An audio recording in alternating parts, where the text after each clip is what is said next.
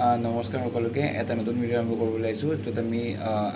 আছামৰ college wise কাট অফৰ কথা পাতিম প্লাছ চিট মেট্ৰিক্সৰ কথা পাতিম চ' বহুত ষ্টুডেণ্টে মোক সুধি আছিলে কি দাদা মই ইমান মাৰ্কছ পাই আছোঁ তো মই জি এম চি এইচ পাম নেকি দাদা মই ইমান মাৰ্কছ পাই আছোঁ মই ডিব্ৰুগড় পাম নেকি দাদা মই ইমান মাৰ্কছ পাই আছোঁ মই যোৰহাট মেডিকেল কলেজ পাম নেকি এটা college wise cut off plus বহুতে সুধি আছিলে কি আনৰিজাৰ্ভৰ কিমান চিট আছে তাতে এবাৰ অ' বি চিৰ কিমান চিট আছে তো সেইটো কথা পাতিম তো college wise cut off plus seat matrix দুয়োটা একেলগে এইটো ভিডিঅ'ত কভাৰ কৰা হ'ব এটা বস্তু মই ক্লিয়াৰ কৰি দিওঁ যে কলেজ ৱাইজ কাট অফটো প্ৰেডিক্ট কৰাটো বহুত বেছি টান ঠিক আছে মানে যোনটো নৰ্মেল কাট অফ হয় যোনটো লাইক এজ এ হোল যোনটো কাট অফ হ'ব লাগে এখন ষ্টেটৰ সেইটো যোৱাটো অলপমান প্ৰেডিক্টেবল হৈ যায় বিকজ নাম্বাৰ অফ ষ্টুডেণ্টছ বেছি থকাৰ কাৰণে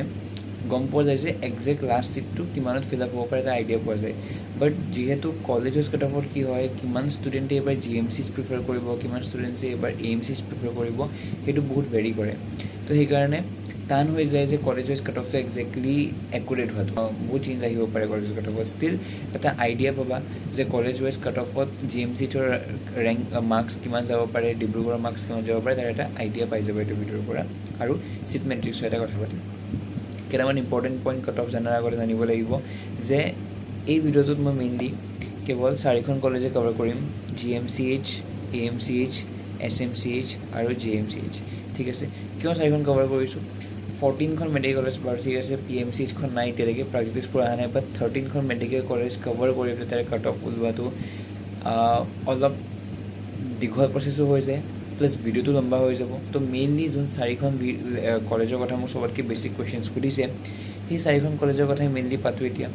যদি এই ভিডিঅ'টোত কমেণ্টত মোক কয় যে দাদা বেলেগ কলেজৰ কাৰণে বনাওক তেনে বেলেগ কলেজৰ কাৰণে বনাম বাট মেইনলি 4খন কলেজৰ কাৰণে এতিয়া কাট অফটো বনাই আছোঁ অলছ' মই এইটো এজিউম কৰিম এইবাৰৰ যোনটো কাট অফ হ'ব সেইটো মই পি এম চি এইচখন নধৰাকৈ এজিউম কৰিম তো এতিয়া ক'ব পাৰা যে দাদা পি এম চি এইচখনটো থাকিবই তো নধৰাকৈ কিয় কাট অফটো এজিউম কৰিছোঁ বহুত ৰিজন আছে বিকজ পি এম চি এইচখনৰ কাট অফ কিমান হ'ব পাৰে সেইটো বহুত আনচাৰ্টিন এতিয়া মোৰ এনেকুৱা ফিল হয় যে পি এম চি এইচৰ কাট অফটো জি এম চি এইচৰ তলতে থাকিব ঠিক আছে ছেকেণ্ড মষ্ট প্ৰিফাৰ্ড কলেজ হ'ব লাগে P M C H due to its location but এনেকুৱাও হ'ব পাৰে কি এইখন ডিব্ৰুগড়ৰ তলত মানে থাৰ্ডত থাকিব পাৰে বা ফ'ৰ্থত থাকিব পাৰে যোৰহাট মেডিকেল কলেজ বা এছ এম চি এইচৰ তলত থাকিব পাৰে ঠিক আছে চ'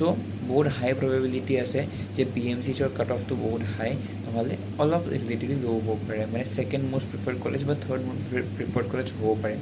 যিহেতু আনচাৰ্টিন হৈ আছে সেইবাবে আমি পি এম চি এইচখন নধৰাকৈ কাট অফৰ কথা পাতিম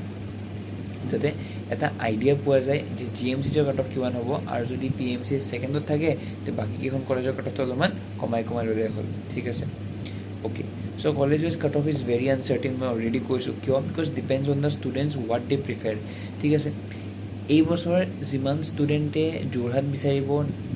ইয়াৰ আগৰ বছৰ সিমান ষ্টুডেণ্টে যোৰহাট নিবিচাৰিবও পাৰে ঠিক আছে many students tend to take their colleges near their home definitely বহুত ষ্টুডেণ্টে বিচাৰিছে যে নিজৰ ঘৰৰ ওচৰতে কলেজ হয় ঠিক আছে তো সেইটো এটা ফেক্টৰ হৈছে পি এম চি এইচৰ কাট অফ হাই যাব পাৰে সেইটো এটা ফেক্টৰ হয় number of student choosing a college may be different this year definitely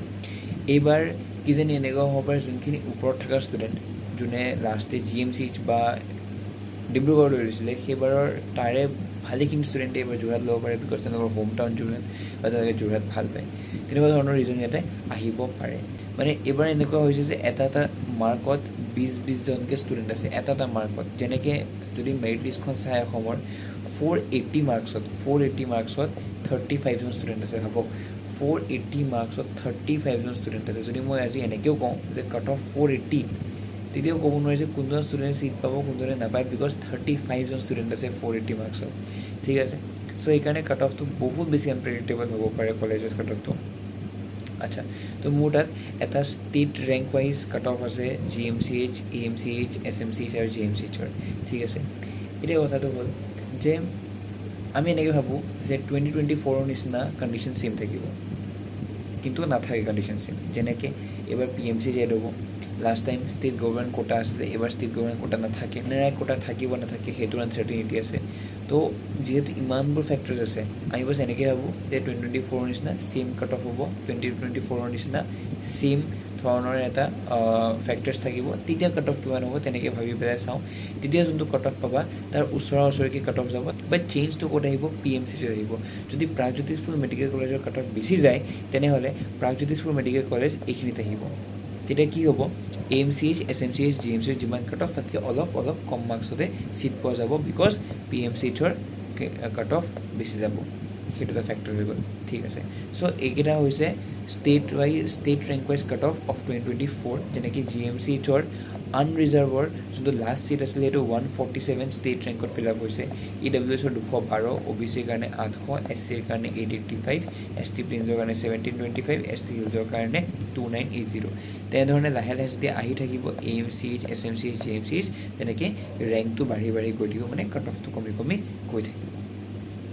okay, চ' এইটো হৈছে expected score in NEET 2025 of GMCH। চিধা কথা হয়, যোনটো ক্লিয়াৰ কথা, মই জাষ্ট কাট অফটোৰ ষ্টেট ৰেংকৰ লগত যোনটো মাৰ্কছ এইবাৰ মিলিছে তাৰ ওচৰা ওচৰিকেইটা মাৰ্কছৰ আইডিয়া দিব বিচাৰিছোঁ, ঠিক আছে। বিকজ ইয়াতকৈ বেছি মাথা মাৰি পেলাই কাট অফ উলিয়াই পেলাই লাভ নাই, বিকজ কাট অফটো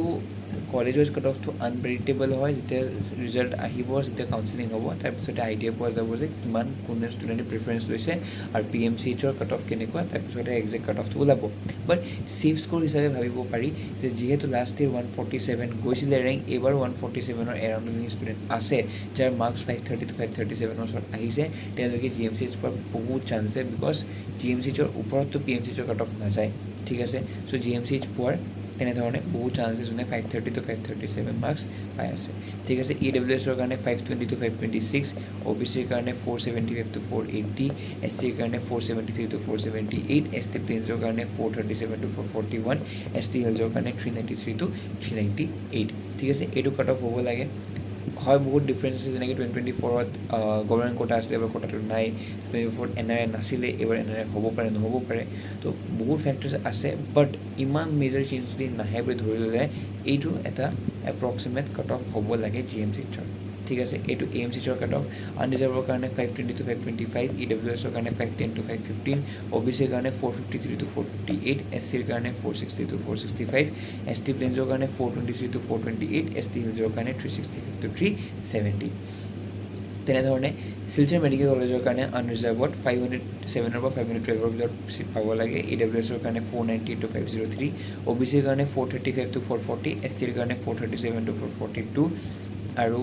ST প্লেইনছৰ কাৰণে 398 to 402, আৰু 390 ST হিলছৰ কাৰণে 353 to 358। আৰু লাষ্ট যোৰহাট মেডিকেল কলেজৰ কাৰণে ক'ব বিচাৰিছে আনৰিজাৰ্ভত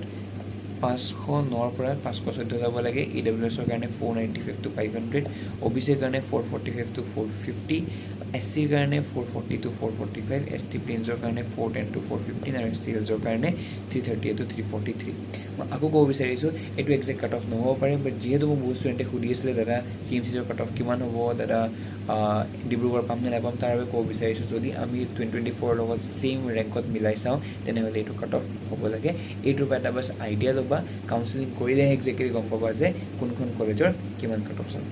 ঠিক আছে। তো এতিয়া অসমৰ যোনটো ষ্টেট মেট্ৰিক্সৰ সেইটো কথা পাতি লওঁ। DME ৱেবছাইটত আপোনালোকে ইজিলি ষ্টেট মেট্ৰিক্সটো পাই যাব, ঠিক আছে। অসমৰ ষ্টেট মেট্ৰিক্স টোটেল চিট হ'ব লাগে 1700, এনেই 1600 হয়, বাট এইবাৰ PMCHখন এড হ'ব প্ৰাগজ্যোতিষপুৰ মেডিকেল কলেজ, তো চিট হৈ যাব 1700। তো এই 1700ৰ চিটৰ 15% চিট হ'ব অল ইণ্ডিয়া কোটাৰ, চ' তাতে 255টা চিট গুচি গ'ল। চেণ্ট্ৰেল পুলত যাব 6টা চিট, ৰয়েল ভূটান কোটাত যাব 5টা চিট, আৰু নৰ্থ ইষ্টাৰ্ণ ষ্টেটছৰ কাৰণে যাব 12টা চিট। টোটেল ষ্টেট কোটাৰ কাৰণে কেইটা চিট বাচি থাকিলে 1422। যদি মই 1700ৰ পৰা 220, 255, 6, 5, 12 এইকেইটা চিট মাইনাছ কৰোঁ, তেতিয়া আমাৰ টোটেল থাকিব 1422। ইয়াৰে 20% চিট 27% চিট হ'ব OBCৰ কাৰণে, 384 হ'ব।